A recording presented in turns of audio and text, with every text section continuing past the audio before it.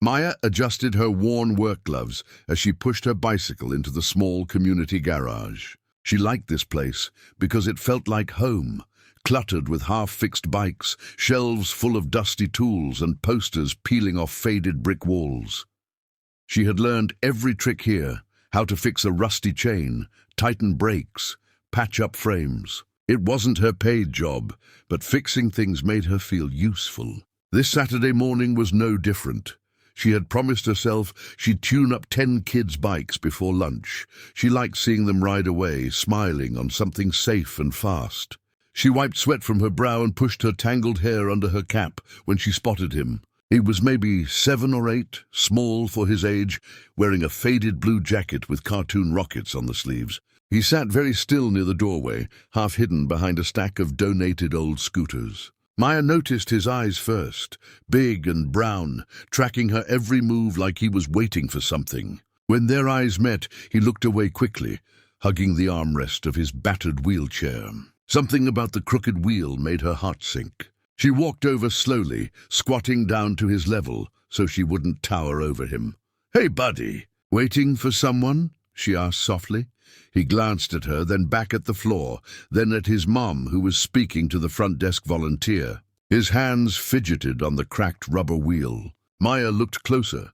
The right wheel wobbled on its axle. The left brake stuck out at a bad angle. She had fixed dozens of bikes, a lawnmower once, even an old scooter for a delivery guy. But she had never fixed a wheelchair before. She wasn't sure she could. She smiled anyway and tilted her head toward his chair. "Mind if I take a peek?" she asked. The boy's eyes darted back to hers, cautious but curious. He gave the smallest nod. Maya gently placed her toolbox on the floor and ran her fingers along the frame.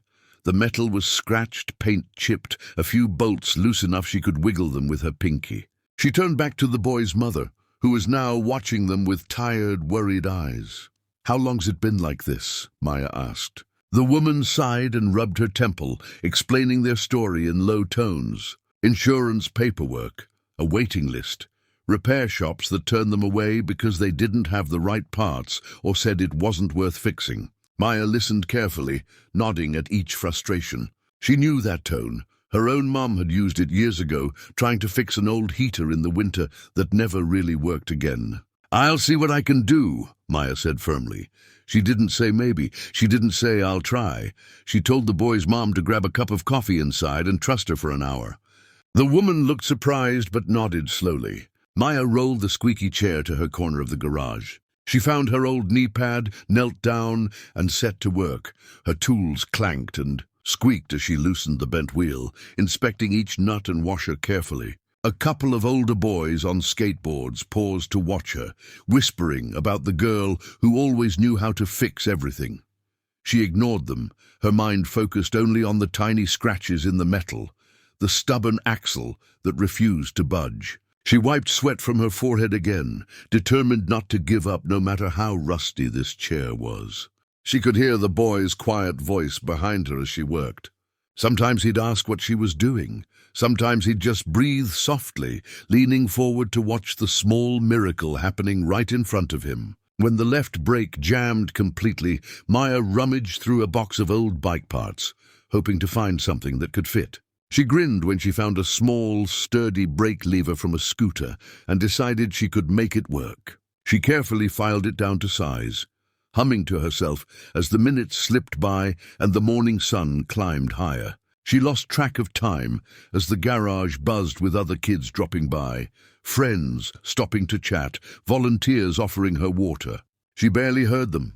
Her whole world narrowed to the bent metal, the soft click of gears aligning, the gentle squeak that disappeared once she tightened the last bolt. She tested the new brake 3 times, rolled the chair back and forth across the dusty floor, then spun the wheels with a small, triumphant laugh when they glided like new. The boy's eyes widened when she looked up at him with a grin and gave him a thumbs up. Maya stood and stretched her stiff back, wiping a smudge of grease off her cheek with the back of her hand.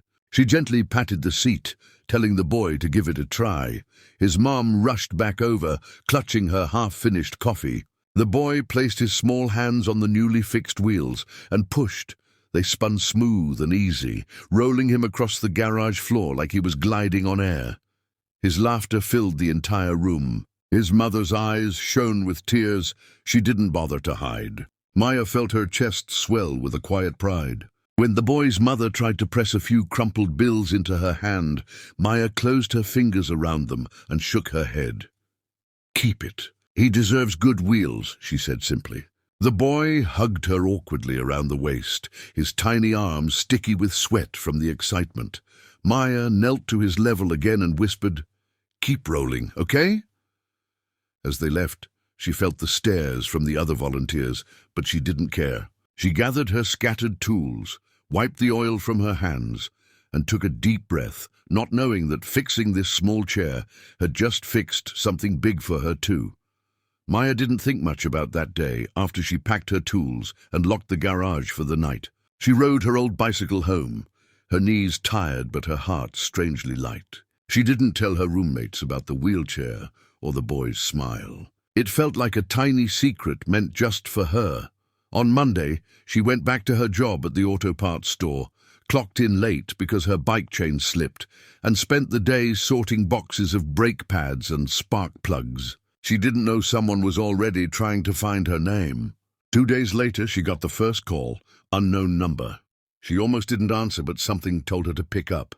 A polite woman's voice asked if she was Maya Brooks, the mechanic who helped fix a boy's wheelchair for free at the community garage. Maya said yes, a little confused, already bracing for someone to ask for more free work. But the woman only asked if Maya could come by an office downtown for a quick chat. "About what?" Maya asked, suspicious. The woman only said the family wanted to thank her properly and hung up before Maya could refuse. She nearly didn't go. Her boss gave her a hard time about taking an extra long lunch break, and her stomach twisted with nerves as she chained her bike to a parking meter in front of a fancy glass building she'd never noticed before. The lobby was all marble and polished brass, cold air conditioning against her sweaty palms. She almost turned around and left, but the memory of the boy's grin made her step up to the front desk and give her name. Within minutes, a man in a sleek suit appeared, thanking her for coming and leading her upstairs. She felt so out of place walking beside him through hushed hallways, lined with abstract paintings. Her sneakers squeaked on the glossy floors, her hands fiddled with her phone. He led her into a huge corner office with windows that made the whole city look like it belonged on a postcard. And there he was, the boy from the wheelchair, sitting proudly beside a tall, serious man in a navy suit who stood to shake Maya's oil-stained hand. "You must be Maya," he said warmly. "I'm Robert Carter. That's my son Ethan. He hasn't stopped talking about you since Saturday." Maya's brain spun. She recognized the name. The Carter Foundation logo was everywhere in town, on library plaques and park benches.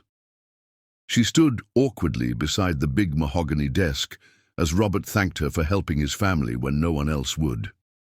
Maya tried to wave it off, saying it was just some bolts and grease, nothing special.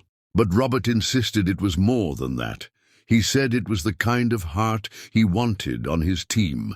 Before she could ask what he meant, he slid a folder across the desk. Inside was a job offer that didn't feel real. She read the words twice, mouth dry.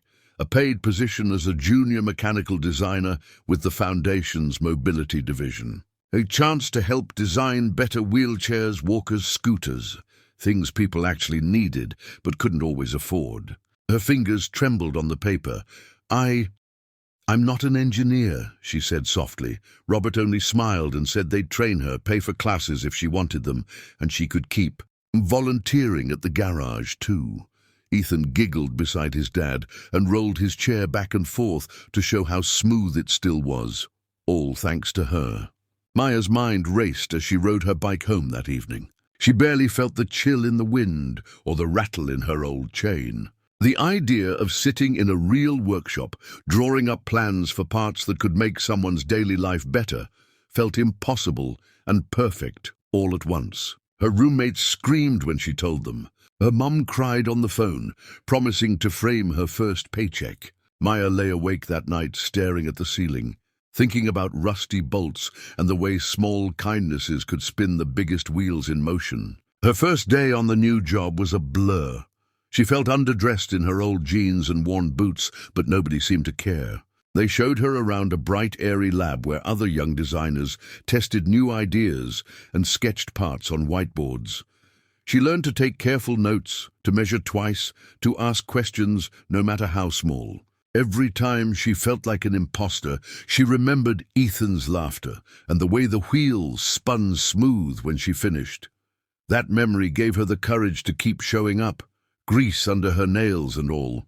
Weeks passed and Maya grew into her new role. She still spent weekends at the community garage, only now she came with fresh ideas and better tools. Parents brought old walkers and worn crutches, and Maya showed them how to keep them sturdy a little longer. The kids trusted her the most. They'd watch her hands move and listen as she told them how machines worked. Sometimes she'd spot Ethan in the corner of the lab when he visited his dad, rolling by to show off his upgraded chair. He always gave her a shy thumbs up that made her grin. Months later, Maya sat in that same corner office, this time wearing a clean company jacket with her name stitched on the sleeve. She met with Robert to show him her first solo project.